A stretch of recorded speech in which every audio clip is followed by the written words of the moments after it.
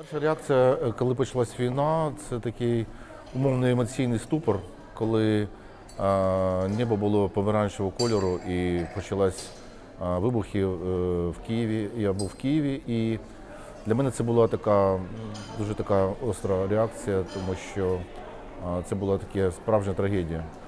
Але я не міг тоді працювати в майстерні як художник, тому що як громадянин я спробував допомагати теробороні, війську, і я з'явився в майстерні десь після 2-3 місяці після початку війни. Так, тема війни вона почала відображатися на моєму творчості, але трохи пізніше.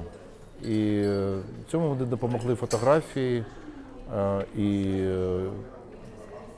в цій техніці я спробував поєднати живопис і документ, тобто фотографії воєнної техніки, військових, портрети, обличчя, тобто тема війни.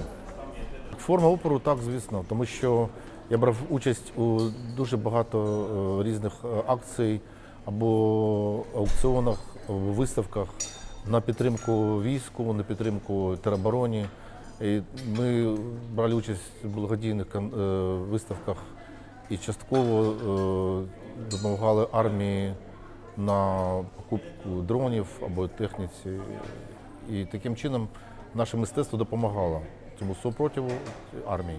Для мене це така справжня історія певної паузи або такої перерви, тому що зараз Україна в війні, і для мене це була така історія тиші або певних канікул, щоб подумати про те, що відбувається у нас на родині, і про власне мистецтво.